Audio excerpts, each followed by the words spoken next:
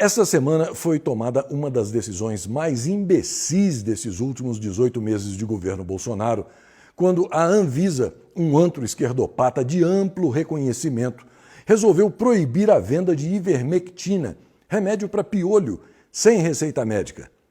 Os exemplos de sucesso de Itajaí, em Santa Catarina, de Rondônia e de Porto Feliz, em São Paulo, estão sendo olimpicamente ignorados numa ação genocida, desta vez de caráter oficial.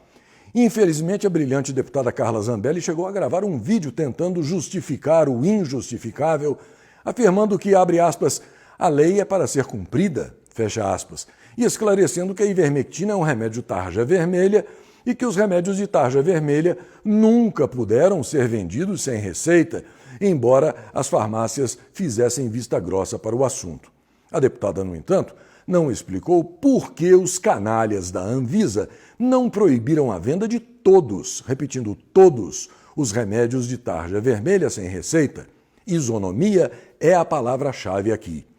Enfim, uma vergonha, um descalabro, uma medida sem o menor fundamento destinada a bater de frente com todas as evidências que demonstram, até agora, o poder profilático desse medicamento barato.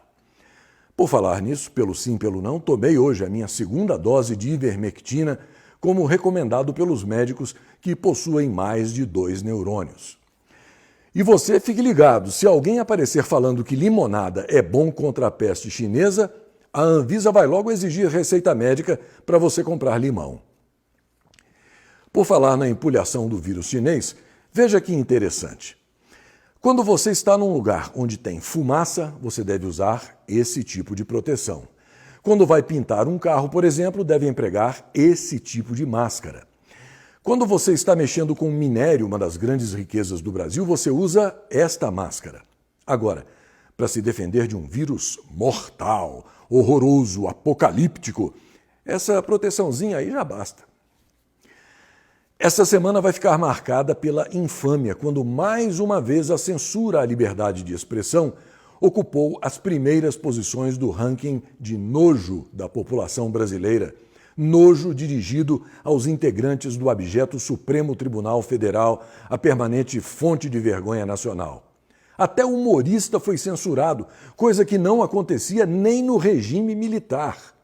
A reação do comediante Rei Bianchi foi simples e direta, abre aspas. Se estão usando a PF para me calar, quer dizer que eles estão com medo, fecha aspas. O ex-deputado Roberto Jefferson, o crápula do bem, não baixou a crista. Disse que os sinistros da corte, abre aspas, formaram uma organização criminosa para a prática do crime de abuso de autoridade.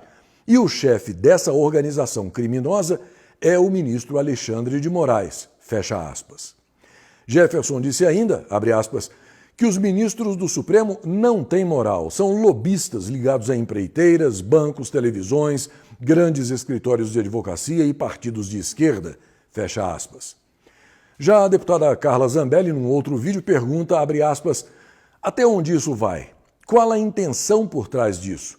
E ela mesma responde, é um ataque à liberdade de expressão generalizada a quem é de direita, acrescentando, saibam, todos nós que estamos na direita somos possíveis alvos.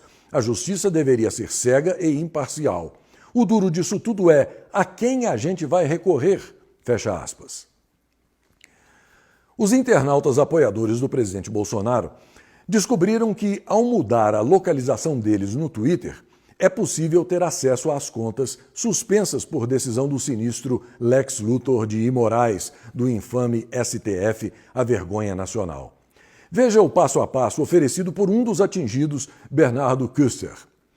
Uma vez no Twitter, você entra em Conta e Privacidade, depois clica em Conta, depois clica em Dados e Permissões, e aí você muda sua localização para os Estados Unidos, por exemplo, e reinicia o aplicativo.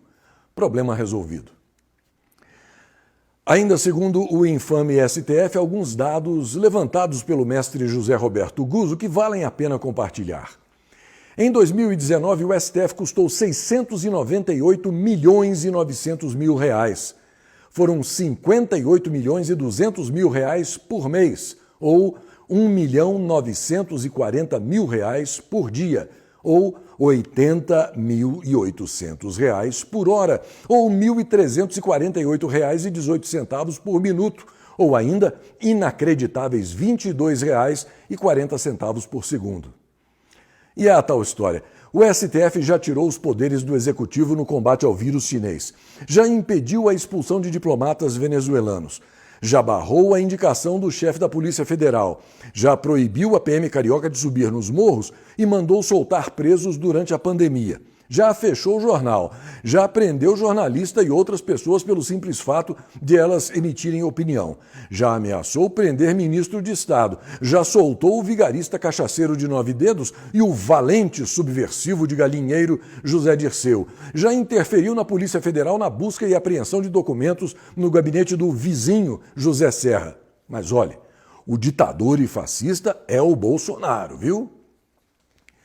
Num raro momento de lucidez, um dos expoentes da esquerda burra e de má-fé que aparelha o fazendão, o comunista de boutique Flávio Dino, disse que as eleições municipais nas capitais poderão ser desastrosas para a esquerda. Abre aspas. A esquerda poderá perder em todas as capitais. Fecha aspas. Por isso, preste atenção, muita atenção. Você que vai votar ainda este ano, saiba usar essa máscara e salve vidas. Não deixe que esses representantes do atraso consigam coisa alguma. O presidente do Banco do Brasil, Rubem Novaes, pediu demissão do cargo a partir de agosto, em data a ser definida, surpreendendo o presidente Bolsonaro e o ministro da Economia, Paulo Guedes. Rubem Novaes alegou motivos pessoais, como a saudade dos netos, para voltar ao Rio de Janeiro. O executivo, um entusiasta da privatização do Banco do Brasil, já estava cansado da vida política de Brasília e vinha manifestando o interesse de deixar o governo há algum tempo. O BB divulgou o fato relevante ao mercado na noite de sexta-feira. Segundo analistas, as ações do banco devem reagir em queda na segunda-feira. O presidente Jair Bolsonaro está curado da peste chinesa. Ele fez mais um teste que deu negativo e divulgou o resultado nas redes sociais. Ele estava recluso no Palácio da Alvorada desde o começo de julho, quando foi confirmada a infecção. Logo depois do anúncio, o presidente saiu de motocicleta para dar uma volta, parou numa loja de motos e foi visitar a deputada federal Bia Kicis, que foi tirada recentemente da vice-liderança do governo após votar contra a PEC do Fundeb. Bia Kicis, uma das parlamentares mais atuantes do Congresso na defesa do governo e ligada às teses de Olavo de Carvalho, não teria escondido a surpresa dela com a visita. Segundo se informa, a mudança na liderança faria parte dos movimentos do presidente Bolsonaro para ampliar a base de apoio dele na Câmara e no Senado. Por falar em Bolsonaro, ele está sugerindo que as apostas da Mega Sena e outras loterias sejam feitas com CPF do apostador.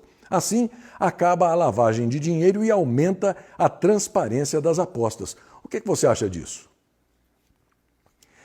Esta semana, o presidente da Caixa Econômica Federal, Pedro Guimarães, anunciou que o banco tem mais de 5 bilhões de reais pré-aprovados em crédito destinados a pequenas e médias empresas. No entanto, o dinheiro parece não estar chegando na ponta, onde é necessário. Um pequeno empresário fez contato comigo e me disse que os empréstimos da Caixa pelo Pronamp não estão sendo feitos pela alegação de falta de dinheiro. Em outros bancos, com juros mais altos, a verba está disponível. Ele se preocupa com a dificuldade não só dele, mas vê que isso pode resultar em problemas para o presidente semelhantes aos que ocorreram com Macri na Argentina. Vamos torcer para que tudo dê certo. Pode ser um problema temporário, afinal, o Senado aprovou no último dia 15 uma medida provisória que destina 12 bilhões de reais para o Pronamp, uma proposta que ainda aguarda a aprovação na Câmara dos Deputados. Em meio à picaretagem que se formou com essa tal pandemia de matéria plástica, onde números falsos são amplamente divulgados e o terror está espalhado entre a população indefesa e desorientada, chegam os relatos do que está acontecendo em diversas cidades brasileiras e eu me sinto na obrigação de compartilhar isso com você. Primeiro, veja o que está ocorrendo em Porto Alegre, por causa da inação da dupla Marquesan Leite, o prefeito da capital e o governador do Rio Grande do Sul. Os cidadãos já começam a entrar em desespero. E não custa nada para uma situação de insurreição civil acabar explodindo na capital dos gaúchos. Já em Belo Horizonte, chega o relato de que a peste chinesa está patrocinando um dos jogos políticos mais sujos e revoltantes dessa pandemia. O problemático prefeito Alexandre Calil e a comissão de saúde dele, totalmente petralha, já não conseguem mais disfarçar a estratégia conspiratória deles contra os governos de Minas e do Brasil. Calil trabalha para desgastar o governador Romeu Zema, já que ele pretende concorrer com ele ao governo do estado em 2022. A turma petralha da saúde de Belo Horizonte opera na contramão do bom senso e das orientações do próprio Ministério da Saúde, pregando o fique em casa, com o apoio da mídia local, que não se cansa de aterrorizar o público 24 horas por dia.